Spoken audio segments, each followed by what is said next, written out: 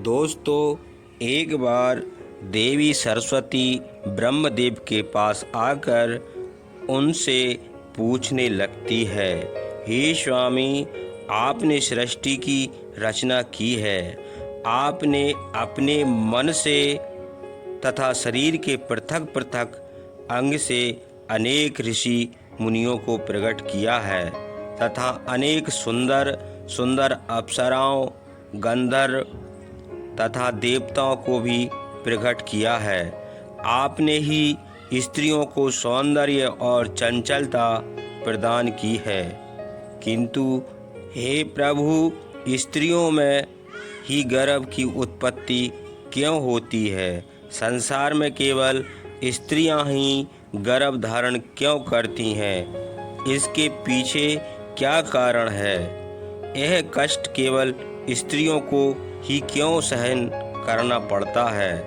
तब ब्रह्मा जी मुस्कुराते हुए कहते हैं, हे देवी, आज आपने उचित ही प्रश्न किया है और यह बात सत्य है कि संसार में सभी रोगों और कष्टों से बढ़कर गर्भधारण का कष्ट होता है। गर्भधारण करने में स्त्रियों को अत्यधिक पीड़ा होती है। इस विषय में आपको एक प्राचीन रहस्य सुनाता हूँ। आप ध्यान से पूरा सुनिए। जो भी स्त्री इस कथा का श्रवण करती हैं, उसे अत्यंत गुणवान तथा रूपवान पुत्र की प्राप्ति होती है। देवी सरस्वती कहती हैं, हे प्रभु, मैं इस कथा को ध्यानपूर्वक सुनूंगी। कृपया आप इस कथा को मुझसे कहिए। फिर ब्रह्मा जी कहते हैं, हे देवी, पुलस्त्य का जन्म मेरे कान से हुआ था। पुलस्त्य से मेरे मानस पुत्रों में से एक है। मैंने उसे अनेक प्रकार की विद्याओं प्रदान की तथा उसके प्रकट होने का उद्देश्य उसे समझाया। फिर मैंने उसे संसार के कल्याण के लिए तपस्या करने का उत्तम कार्य सौंप दिया था। मेरी ही आज्ञा से सतयुग में महर्षि पुलस्त्य सुमेरु पर्वत से उच्च बिंदु पर तपस्या करने के लिए चला गया। वहाँ पर आश्रम का निर्माण करके पुलस्त्य घोर तपस्या करने लगा। उसी समय अनेक गंधर्व, देवता, दानव तथा अप्सराएं उस स्थान पर विचरण करने के लिए आया करते थे। उन सभी की दृष्टि पुलस्त्य पर पड़ी तो वे सभी उनकी चेष्टा करने लगे। उन्होंने पुलस्त्य की तपस्या में अनेक बार विघ्न उत्पन्न करने का प्रयास किया। खेल खेल में अप्सराएं पुलस्त्य के तप को भंग करने का प्रयास करने लगीं। उनकी तपस्या में बाधा निर्माण करने लगीं। तभी पुलस्त्य ने क्रोध में आकर वहाँ पर उपस्थित सभी अप्सराओं और गंधर्व को यह चेतावनी दे दी, आज के बाद जो भी प्राणी उनके सामने आएगा और उनकी तपस्या में विघ्न डाल लेगा, वह गर्भ धारण करेगा। पुलस्त्य की ऐसी कठोर वाणी सुनकर समस्त अप्सराएं, गंधर्व आदि भयभीत हो गए और वहाँ से डरकर दूर भाग गए। उसी समय पर्वत की कंदर में ऋषि तृणबिंदु की कन्या हबरबुआ अपने माता पिता के साथ निवास करती थी। वह महर्षि पुलस्त्य के कहे गए वचन को नहीं जानती थी। फिर एक दिन वह अपनी सहेलियों को खोजते हुए सुमेरु पर्वत के उस स्थान पर चली गई जहाँ पर ऋषि पुलस्त्य तपस्या कर रहे थे। तृणबिंदु की कन्या अपनी सहेलियों को पुकारते हुए महर्षि पुलस्त्य के आश्रम पर पहुंच गई। जब हबरबुआ महर्षि पुलस्त्य के सामने जाकर खड़ी हो गई तो उनकी दृष्टि उस स्त्री पर पड़ी। महर्षि पुलस्त्य की दृष्टि पड़ते ही पल भर में वह श्राप का प्रभाव उस पर पड़ने लगा। तत्काल ही उसका शरीर पीला पड़ने लगा और वह उसी क्षण गर्भवती हो गई। अचानक स्वयं के शरीर में इस प्रकार का विचित्र बदलाव देखकर हवर बुआ अत्यंत घबरा गई। उसने उसकी सखियां उस स्थान पर आ गईं, तो हवर बुआ ने उन्हें उस घटना के बारे में बता दिया। फिर हवर बुआ की सहेलियां उसे लेकर उसके पिता के घर पर चली गईं। वहां जाकर हवर बुआ ने अपने पिता को सारा वृत्तांत सुना दिया। अपनी पुत्री की यह बात सुनकर महर्षि तृणबिंदु को बड़ा दुख हुआ। अब उन्होंने ध्यान लगाकर सब कुछ देख लिया तो उन्हें पता चला कि महर्षि पुलस्त के द्वारा श्राप दिए जाने पर उनकी पुत्री गर्भवती हो गई है। इससे वे अत्यंत दुखी हो गए और तुरंत ही अपनी कन्या को लेकर वे सुमेरु पर्वत पर चले गए। वहाँ पर उन्होंने महर्षि पुलस्त को देखकर उन्हें नमस्कार किया और क्षमा याचना करने लगे। ऋषि तृणबिंदु कहने लगे, हे महर्षि, आप तो साक्षात ब्रह्म हैं, मानस पुत्र हैं। सारे संसार में आपकी कीर्ति है। आप परम दयालु और परम कृपालु हैं। आज मेरी पुत्री के द्वारा आ जाने में ही अपराध हुआ है। वह आपके द्वारा कहे गए कथन से अनजान थी। आप ही के श्राप के कारण आज मेरी पुत्री गर्भवती हो गई है। यह संसार की पहली स्त्री है जो गर्भवती बनी है।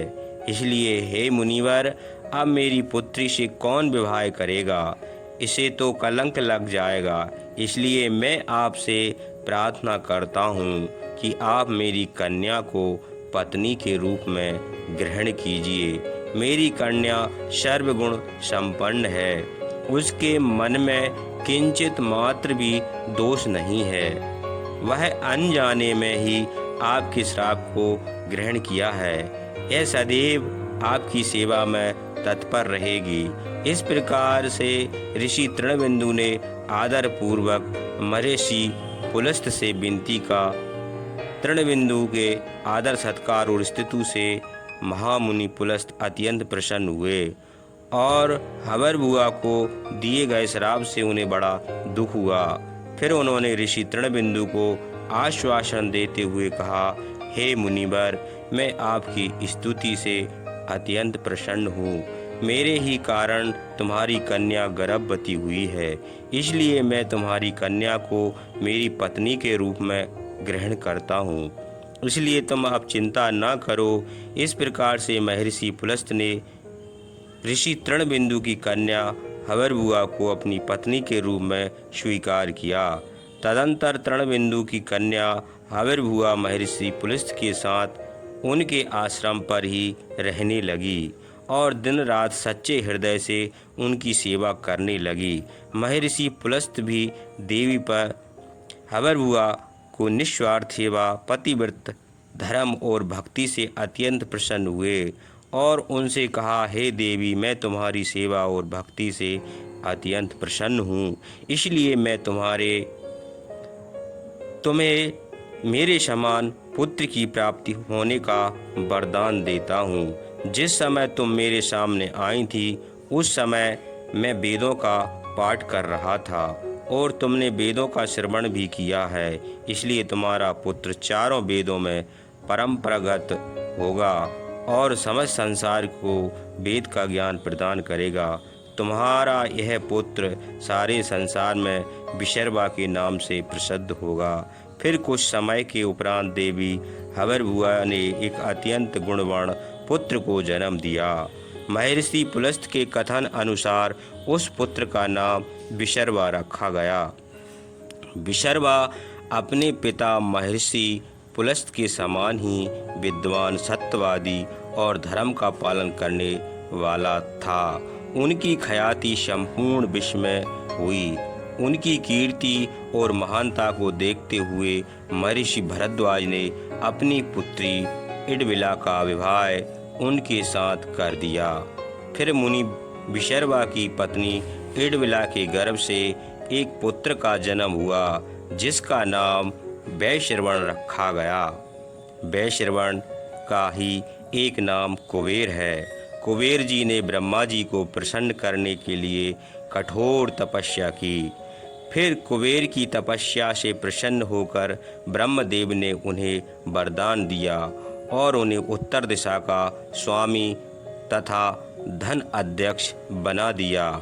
इसके साथ ही मन की गति से चलने वाला पुष्पक विमान कुबेर को भेंट दिया। कुबेर जी धन के स्वामी हैं। गंधमादन पर्वत पर स्थित संपत्ति का चौथा भाग कुबेर जी के ही नियंत्रण में है। कुबेर जी ने उस धन का सवा भाग मनुष्यों को प्रदान किया। महर्षि विश्रवा की दूसरी पत्नी का नाम कैकसी था। एक बार भगवान शिव ने माता पार्वती के लिए अत्यंत सुंदर महल का निर्माण करवाया था, जिसे लंका नाम दिया गया। उस लंका के गृह प्रवेश के समय भगवान शिव ने ऋषि विशर्वा को भी निमंत्रण दिया हुआ था। ऋषि विशर्वा अपनी पत्नी को लेकर लंका के गृह प्रवेश में गए थे।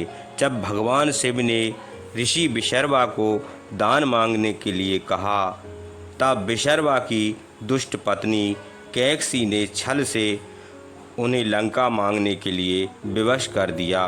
और भगवान शिव तो भोलेनाथ हैं, उन्होंने विशर्वा को लंका दान में दे दी, जिससे माता पार्वती को अत्यंत क्रोध आ गया और उन्होंने कैकसी को श्राप देते हुए कहा, आज तुमने मेरे पति से जिस सोने की लंका को मांगा है, एक दिन वही तुम्हारी इस सोने की लंका को जलाकर भस्म कर डालेंगे। जिसके बाद विशर्वा जी ने भगवान शिव द्वारा प्रदान की गई सोने की लंका को अपने पुत्र कुबेर को प्रदान की, किंतु बाद में कैकसी के पुत्र रावण ने कुबेर से वह लंका छीन ली।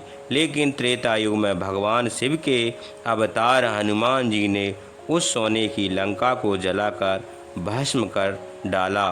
ब्रह्मदेव कहने लगे, हे देवी, इस प्रकार महर्षि पुलस्त के श्राप के कारण संसार की स्त्रियां गर्भवती होती हैं। मैंने संसार की समस्त स्त्रियों को पुरुष से भी अधिक सहनशील बनाया है। उनमें हर दुखों का सहन करने की क्षमता पुरुषों से अधिक है। इसलिए स्त्री की रचना करने में मुझे सबसे अधिक समय लगा। गर्भ धारण करने यह स्त्रियां के लिए श्राप रूपी वरदान ही मैंने स्त्रियों के अंदर ममता और प्रेम का भाव डाल दिया, जिससे स्त्रियां अपने बालक का लालन पालन कर सकें। इस संसार में स्त्रियों की तुलना किसी से नहीं की जा सकती। स्त्रियां ही इस संसार की आधार हैं। इसलिए इस संसार की सर्वश्रेष्ठ रचना स्त्री को ही कहा गया है। तो दोस्तों, इस प्रकार से महर्षि पुलस्त के श्राप के कारण ही संसार की स्त्रियां गर्भवती होती हैं।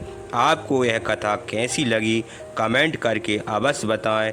जानकारी अच्छी लगे तो वीडियो को लाइक ज़रूर करें। कमेंट में हर हर महादेव लिखें। साथ ही चैनल को सब्सक्राइब करना ना भूलें।